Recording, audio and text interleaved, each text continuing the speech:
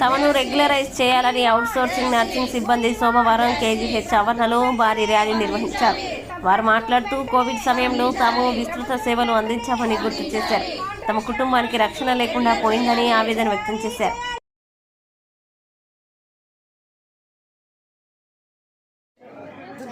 గౌరవనీయులైన ముఖ్యమంత్రి గారికి, గౌరవనీయులైన ఉప ముఖ్యమంత్రి గారికి, హెల్త్ మినిస్టర్ గారికి, కూటమి ప్రభుత్వానికి నమస్కరించి మా కాంట్రాక్ట్ బేస్ స్టాఫ్ నర్సెస్ తరఫున ఒక విన్నపం చెప్పుకోవడానికి ఇలా వచ్చామండి.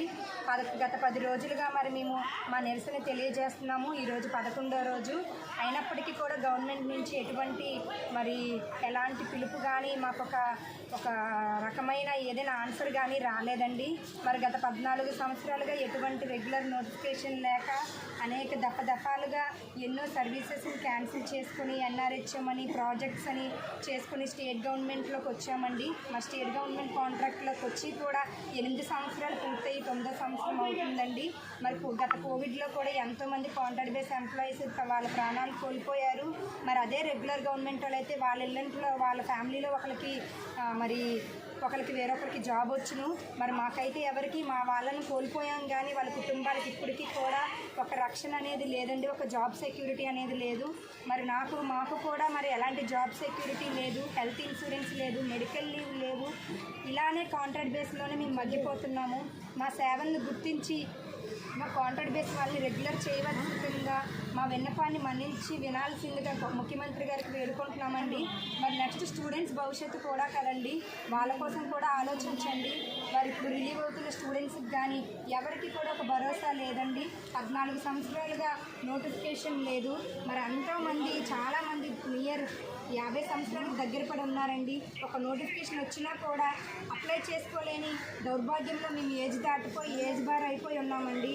మరి ప్రభుత్వం మమ్మల్ని కూడా ఏజ్ అయిపోయిన వాళ్ళని కూడా దృష్టిలో ఉంచుకొని మా కాంట్రాక్ట్ బేస్ సర్వీస్ని దృష్టిలో ఉంచుకొని దశల వారీగా మీకు ఏ విధంగా అనిపిస్తే ఆ విధంగా కాంట్రాక్ట్ సర్వీసెస్ని రెగ్యులర్ చేయవలసిందిగా కోరుకుంటున్నామండి. Thank you so much. Visakha నుంచి దుర్గ్ వందే భారత రైలు కేంద్ర మంత్రి రామ్మోహన్ నాయుడు సోమవారం లాంఛనంగా ప్రారంభించారు. 1 నెంబర్ ప్లాట్ఫామ్ నుంచి జెండా ఊపి కేంద్ర మంత్రి ఈ రైలుని ప్రారంభించారు.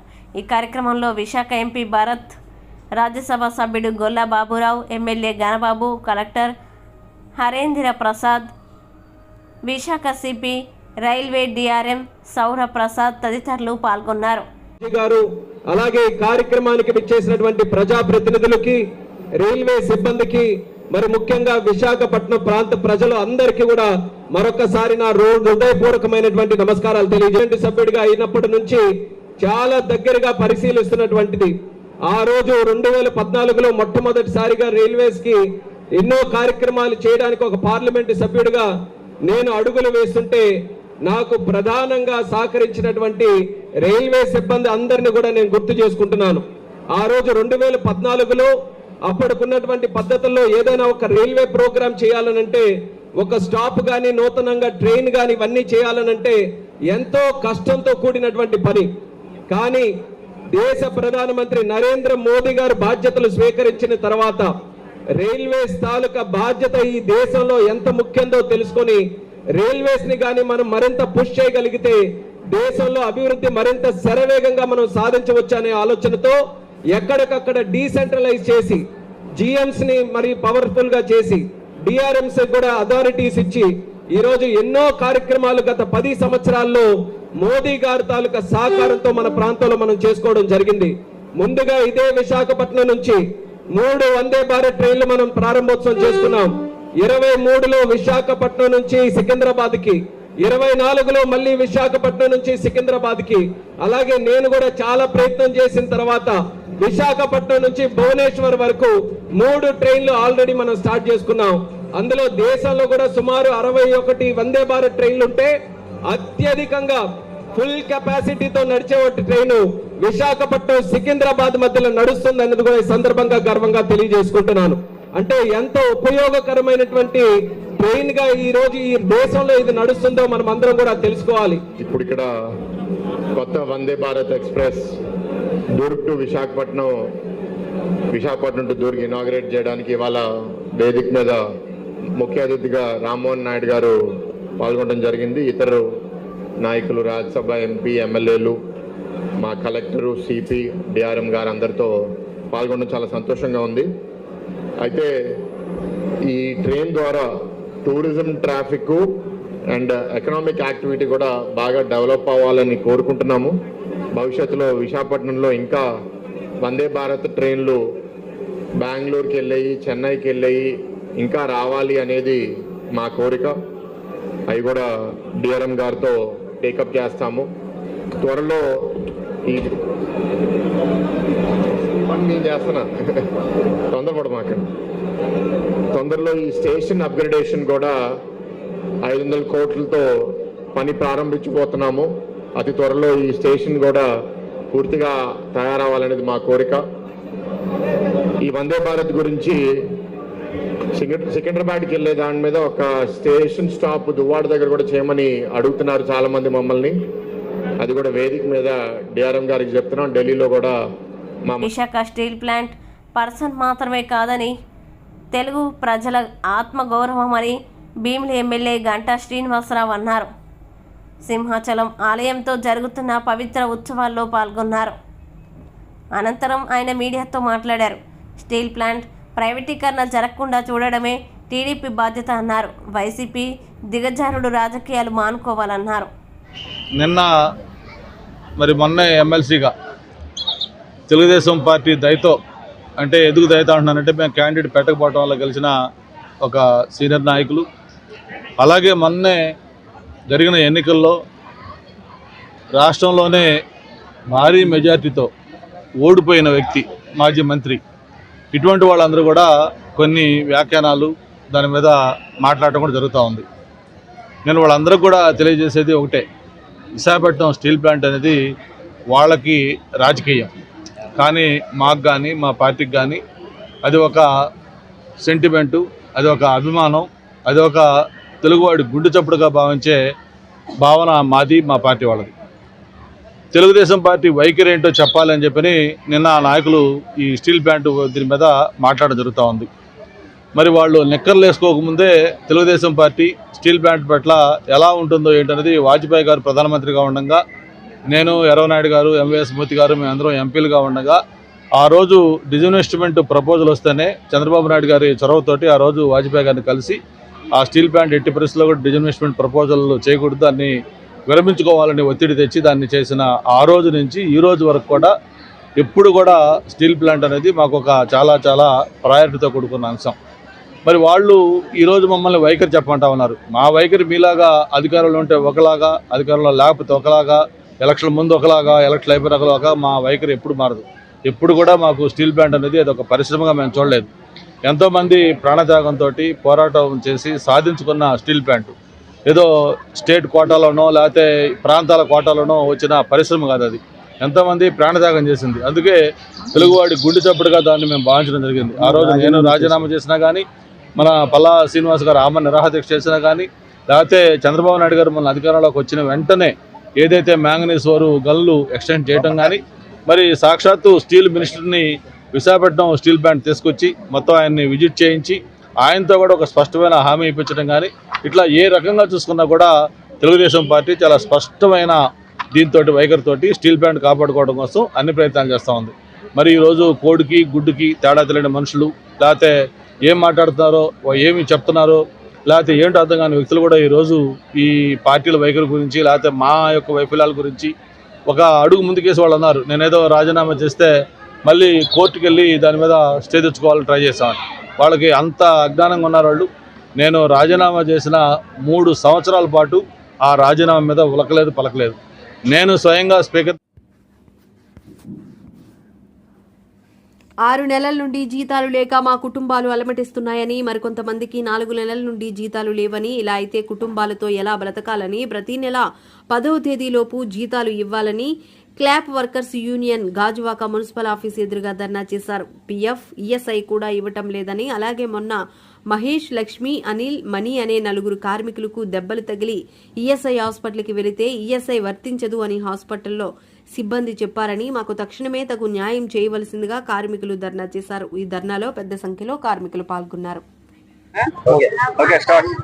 సార్ 8 నెలలు జీతాలు పట్టలేదు సార్. చాలా బాధల్లో ఉన్నాం సార్. వర్కర్లంతా చాలా బాధల్లో ఉన్నాం, చాలా కష్టాల్లో ఉన్నాం. ఏదో జీతాలు బాగా వేయాలి సార్. నెలలకి పడాలి మాకు శాలరీలు. పిఎఫ్లు ఇల్లు కట్టుకోలేకపోతున్నాం సార్. మరి పిఎఫ్ కార్డులన్నీ మాకు పేరుగా ఇవ్వాలి. మీరు ఏదో గట్టిగా జీతాలు మాకు శాలరీలు నెలలు పడాలి సార్. మీరు అలాగా నెలలుగా ఏదైతే మాకు అద్దెలుగా ఉండలా ఖాళీ చేసామంటున్నారు హౌస్లు గీసులు. మీరు నెలలకు మాకు శాలరీలు పడాలి సార్. 9 నెలలు 3 నెలలు జీతాలు అయితే మాకు ఏడిపోతున్న కాలం ఏడితేల కాలం అండి. అద్దెంట్లో ఉంటామండి, అద్దెల్లో ఖాళీ చేసామంటున్నారండి. మరి దీనికి పోషకాహారం పరిస్థితి చెప్పాలి. మేము రోడ్డు మీద పడుతున్నాం మాకు శాలరీ లేక. ఏదైనా మీ నెలలోపు మాకు పోషకాహారం చేయాలి సార్. చేయకపోతే ఇలాగా ప్రతిసారి ఇలాగా ధర్నా చేస్తాం సార్. మరి ధర్నా చేయకపోతే మాకు కడుపులు నిండవండి. మరి ధర్నా చేయాలి సార్. మేము నెలలకి మాకు శాలరీ పడాలి. లేకపోతే ఫ్యామిలీతోని రోడ్డు మధ్యలో నిలబడతాం. మళ్ళీ ఈ నెలలో ఏదో తేలిపోతే చూడాలి. గట్టిగా మాట్లాడండి, మాట్లాడండి. Okay, start. సార్ మేము జీఎంస్ లో జాయిన్ అయ్యి 8 నెలలు అవుతుంది సార్. కానీ మాకు శాలరీ సమయం ఇవ్వడం లేదు. ప్రతి నెల అలా మేము ధర్నా చేయడంతోనే అయిపోతుంది తప్ప మాకు పూర్తిగా జీతాలు అనేది సహకరించడం లేదు సార్. మేము ప్రతి ఒక్కరిని అద్దెకు ఉండే వాళ్ళని, ఇక్కడ ఎవరో ఉన్నవాళ్ళం అయితే కాదు. మరి మేము పని చేసుకొని మా పిల్లల్ని మేము పోషించుకోవాలంటే మాకు ప్రతి నెల శాలరీ కావాలి.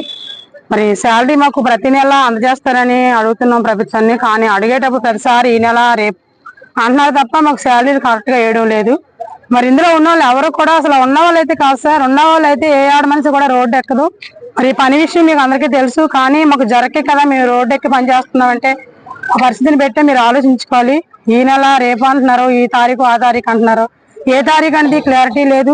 రెండో విషయం ఏంటంటే ఈఎస్సీ పిఎఫ్టీ కూడా లేదు సార్. మరి మాకు మేము ఎవరితో చెప్పుకోవాలన్నా సరే మాకు అర్థం కావడం లేదు. ప్రతి నాయకులు వస్తున్నారు తప్ప మాకు కరెక్ట్ గా ఆన్సర్ అనేది సమాధానం అనేది ఇవ్వడం లేదు. మరి దానికోసం ప్రభుత్వం మమ్మల్ని గుర్తిస్తారని, జిఎంస్ లో ఉన్న ప్రతి ఒక్కరికి ప్రతి నెల శాలరీలు వేస్తారని, మా కరువుని మీరు తీరుస్తారని ఆశపడుతూ విశాఖ రాయపూర్ దుర్గ్ వందే భారత్ రైల్ని విశాఖ రైల్వే స్టేషన్లో జెండా ఊపి కేంద్ర మంత్రి కింజరాపు రామ్మోహన్ నాయుడు ప్రారంభించారు. ఈ నెల 20 నుంచి రెగ్యులర్ సర్వీస్గా విశాఖ రాయపూర్ వందే భారత్ ట్రైన్ తిరుగుతున్నది. ఈ సందర్భంగా రామ్మోహన్ నాయుడు మాట్లాడుతూ విశాఖపట్నం మీదుగా నడిచే 4వ వందే భారత్ రైలు ఇదని చెప్పారు. రైల్వే ద్వారా దేశంలో అభివృద్ధి శరవేగంగా జరిగిందని రామ్మోహన్ నాయుడు తెలిపారు. పట్టుబట్టి మరీ చేశారు. ఆయనకి కూడా ఈ రోజు బలమైనటువంటి నాయకులు దొరికారు. ఒక visionary and dynamic cabinet minister Ashwini Vaishnav garu, railway engineer గా ఐఐటి ఖరగ్పూర్ నుంచి చదివినటువంటి వ్యక్తి. అక్కడ నుంచి బ్యూరోక్రసీలో మంచి అనుభవం సాధించి ఈ రోజు మన అశ్విని వైష్ణవ్ గారి నుంచి వెళ్తున్నటువంటి ట్రైన్. అలాంటి ట్రైన్ రేపు భవిష్యత్తులో ఈ 3 రాష్ట్రాల తాలూకు ప్రాంతాలు అభివృద్ధి చెందడానికి చాలా ఉపయోగపడుతుందనే నమ్మకంతో ఈ రోజు ఈ ప్రారంభోత్సవం చాలా ఆనందంగా ఈ రోజు చేసుకోగలుగుతున్నాం. మరి ఇందులో పార్వతీపురం ముందు స్టాప్ లేకపోతే విజయ్ కూడా చాలా గట్టిగా పోరాటం చేశాడు. 2 రోజుల క్రితం దాని గురించి నాకు కూడా చెప్పడం జరిగింది. ఇమీడియట్ గా అశ్విని వైష్ణవ్ గారికి చెప్పి పార్వతీపురంలో అక్కడ గిరిజనులు చాలా మంది ఉన్నారు, మ్యాంగో పండించే ఫార్మర్స్ ఉన్నారు, విద్యార్థులు చాలా మంది అటు ఇటు రాకపోకల కోసం ఉన్నారు. అలాంటి ప్రాంతంలో మనం స్టాప్ ఇవ్వగలిగితే చాలా లక్షల మందికి ఉపయోగపడుతుందని ఆ ప్రాంతంలో పార్వతీపురంలో కూడా మనం స్టాప్ శాంక్షన్ చేసుకున్నాం. మన రాష్ట్రంలో 3 దగ్గర ఇది ఆగడం వల్ల మన రాష్ట్రం ముఖ్యంగా ఉత్తరాంధ్ర ప్రాంతానికి చాలా మేలు జరుగుతుందని కూడా ఈరోజు తెలియజేసుకుంటున్నాను. రైల్వేస్ తాలూకా సంస్థ కెపాసిటీ మీరు చూసుకుంటే ప్రపంచంలో ఇంత పెద్ద సంస్థ ఎక్కడ కూడా లేదు. సుమారు 14 లక్షలకి పైగా ఎంప్లాయీస్ ఉన్నటువంటి ప్రపంచంలో ఏకైక సంస్థ మన రైల్వే సంస్థని గర్వంగా తెలియజేసుకుంటున్నాను. అయితే రైల్వేస్ కి ఈ రోజు పోటీ పడుతుంది ఏంటో తెలుసా? మా తాలూకా విమానయాన శాఖ. మేము ఈ రోజు రైల్వేస్ కు ఉన్నటువంటి ప్యాసింజర్స్ ని అప్గ్రేడ్ చేసి ఎయిర్ ట్రావెల్ లో మేము తీసుకెళ్తామని ఒక పక్కన మేము కంపీట్ చేస్తుంటే అశ్విని వైష్ణవ్ గారు కూడా చూశారు. రైల్వేస్ కూడా అభివృద్ధి చెందుతుంది. అందరూ కూడా రైల్వేస్ నుంచి ఎయిర్వేస్ కి అప్గ్రేడ్ అయిపోతే రైల్వేస్ కి ఎలాగని చెప్పి రైల్వేస్ కి 100 కిలోమీటర్ స్పీడ్ లో నడుస్తున్న ట్రైన్స్ అన్ని అప్గ్రేడ్ చేసి మాకు పోటీ పడుతున్నారు. ఈ రోజు 200 స్పీడ్ తోని ఈ రోజు వందే భారత్ ట్రైన్లన్నీ కూడా అప్గ్రేడ్ చేసే పరిస్థితిలో వచ్చారు. అంటే రైల్వేస్ వాళ్ళ స్కోప్ ని, వాళ్ళ తాలూకా కెపాసిటీని, వాళ్ళ ఇన్ఫ్రాస్ట్రక్చర్ ని అన్నిటి కూడా పెంచడానికి ఎక్కడ కూడా ప్రపంచంలో ఏ దేశానికి కూడా తీసిపోకుండా మన భారతదేశంలో అద్భుతంగా ఈ రోజు కార్యక్రమాలన్నీ కూడా జరుగుతున్నాయి. ఇప్పుడు బ్రిటిష్ వాళ్ళు కట్టినటువంటి స్టేషన్స్ గురించి 10 సంవత్సరాలుగా ఒక పోరాటంగా ముందుకు నడిపిస్తున్నాం. ఈ రోజు అన్ని రకాలైనటువంటి డబుల్ ఇంజిన్ సర్కార్ ఏర్పడింది. రాష్ట్రంలో చంద్రబాబు నాయుడు గారు, కేంద్రంలో నరేంద్ర మోదీ గారు, ఇద్దరు తాలూకా కలయికతో అతి